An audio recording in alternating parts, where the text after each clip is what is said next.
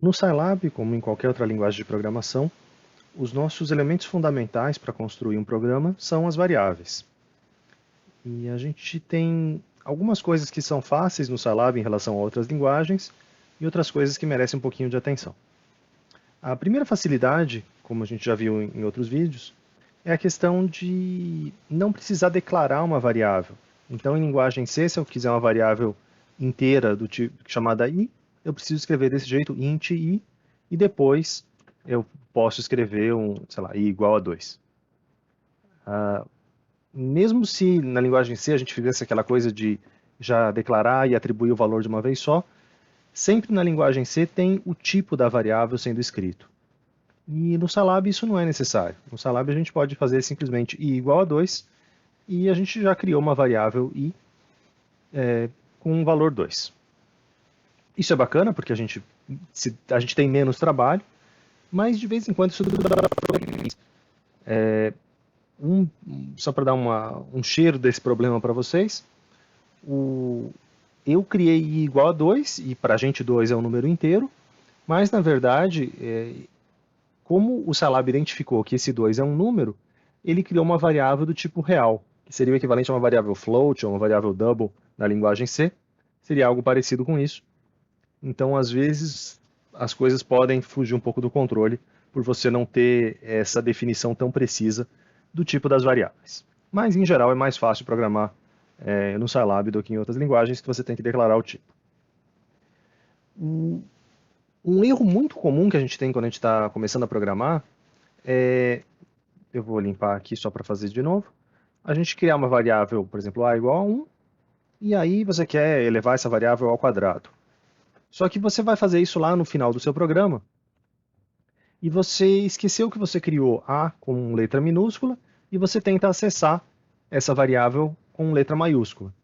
E o programa vai dar um erro bem claro. Variável a maiúscula está indefinida. E nessa hora sempre tem algum aluno que levanta a mão e fala: professor, mas eu defini a variável a, tá vendo aqui a variável a? E sim, você definiu a variável a minúscula. Você não definiu a variável a maiúscula. Isso é o que a gente chama na parte técnica de case sensitive, de sensível ao maiúsculo e minúsculo. Então, muito cuidado. Se você tiver a sorte de não ter a variável, ainda é o melhor dos mundos. É o caso em que seu programa só dá um erro, ainda está tudo bem. O problema é quando você tem a variável azinho e azão ao mesmo tempo, e às vezes você pode acabar misturando uma pela outra, se você não tomar cuidado. Então, atenção às letras maiúsculas e minúsculas. Para ilustrar um outro ponto da declaração de variáveis, eu vou abrir aqui o nosso editor, lembrando sempre que a gente vai tender a programar muito mais no editor do que no console. Console é só para os rascunhos. E se eu quisesse criar uma variável chamada for, por exemplo, for igual a 2, essa é uma péssima ideia, porque for é uma palavra reservada no Scilab, assim como em diversas outras linguagens. For é uma palavra reservada para fazer uma operação de loop, de repetição.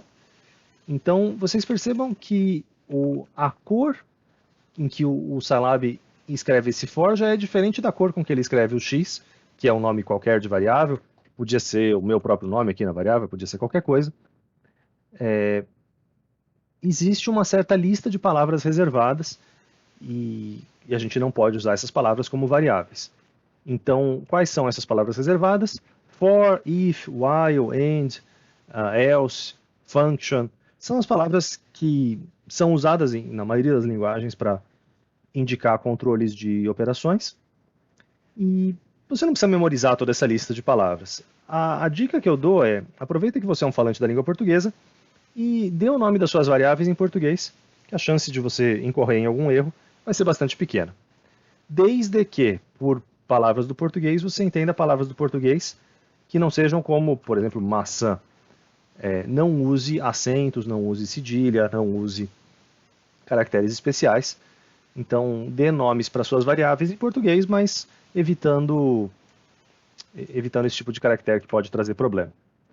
A outra coisa é que os nomes das suas variáveis têm que ser uma única palavra. Então, se eu quisesse chamar de variável 1, que é um péssimo nome de variável, diga-se de passagem, mas é uma coisa que muitos alunos acabam tendo a ideia de ter uma variável 1, variável 2, variável 3.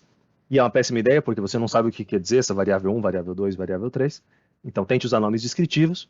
Mas, se você quisesse chamar de variável 1, você não poderia escrever dessa forma, variável espaço 1. O nome da variável tem que ser uma única, uh, um texto contínuo. Então, se você quisesse representar um espaço, você poderia colocar um underline para separar uma parte da outra.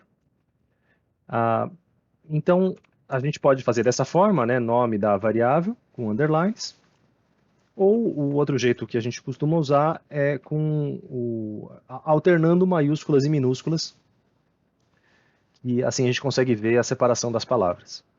Também é melhor você fazer desse jeito, ou de um jeito ou de outro, ou com underlines ou com separação das maiúsculas, mas evita colocar tudo em minúsculo, porque quando você coloca tudo em minúsculo, fica difícil para quem bate o olho na variável saber aonde que deveria separar. Será que isso aqui seria nomeda alguma coisa? Não faz nenhum sentido, mas às vezes você pode criar uma confusão por não ter essa separação tão bem definida de aonde que trocam cada uma das palavras. Eu tinha colocado um nome 1, por exemplo, eu tinha colocado um número no nome da variável, isso é possível, mas o que você não pode é começar um nome de variável com um número. Já percebe que o próprio Salab aqui já pintou isso aqui em vermelho, de que é inaceitável. Então, a gente pode usar números desde que não seja o primeiro caractere de todos. O primeiro caractere de todos tem que ser uma letra normal. Ainda em relação ao tema de criação de variáveis, aqui a gente está criando variáveis, apenas variáveis escalares, variáveis que são números, mas a grande graça do Scilab é ser baseado em matrizes. Então, o certo predecessor intelectual do Scilab, o MATLAB, o próprio nome MATLAB vem disso, Matrix Laboratory, laboratório de matrizes. Então, o Scilab ele realmente brilha quando a gente começa a usar matrizes. E antes da gente começar a criar matrizes, eu vou criar um vetor, simplesmente, que seria uma matriz unidimensional. Então eu posso criar vetor igual, abrir colchete, então o reto, e aí eu posso colocar 1, 2, 3, e esse 1, 2, 3 com vírgulas entre eles. Fechei o colchete, então de novo o reto. Se eu der um Enter aqui, isso foi entendido como sendo um vetor. Então, o valor dessa variável vetor, na verdade, ela tem três valores. Ela tem um valor zero, um valor na primeira posição, na segunda posição e na terceira posição, que são os valores exatamente 1, 2 e 3.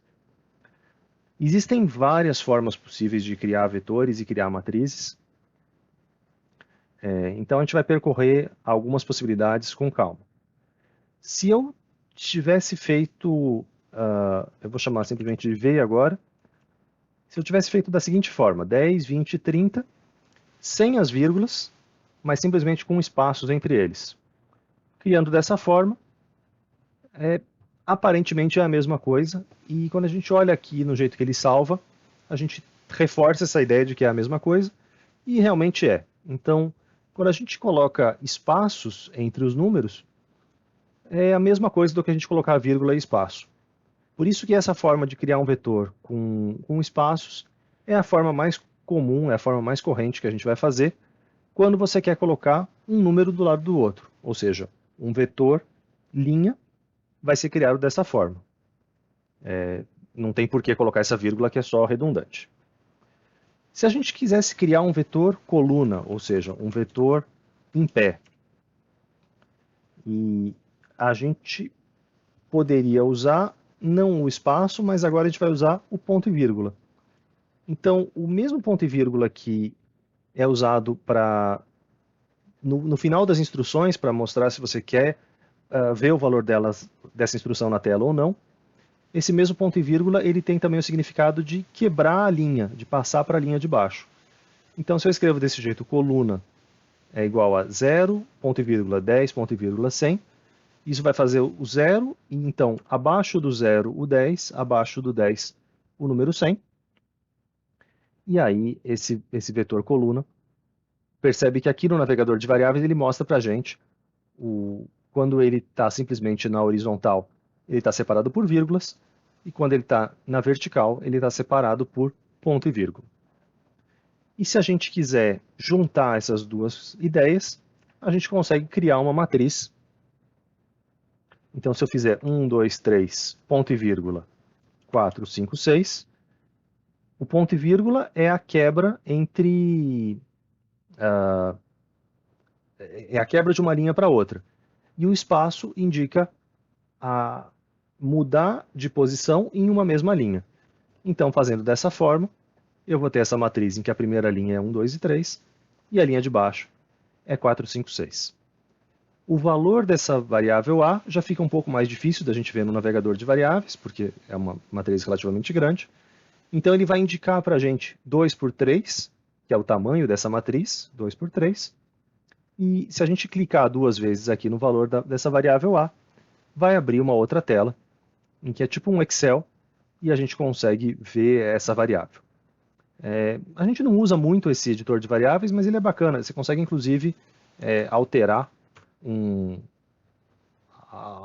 alguns elementos dessa matriz nesse próprio editor, realmente como se fosse um Excel da vida, mas isso não é o mais usual do editor. A gente, na maioria das vezes, vai usar só para conferir algum valor mesmo.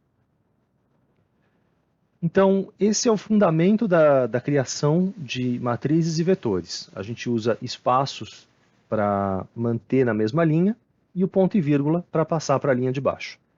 E as mesmas regras que eu falei sobre os nomes de variáveis em geral se aplicam também para nomes de matrizes e de vetores. Então, sempre tomar cuidado com isso para que o seu programa fique mais legível. É isso.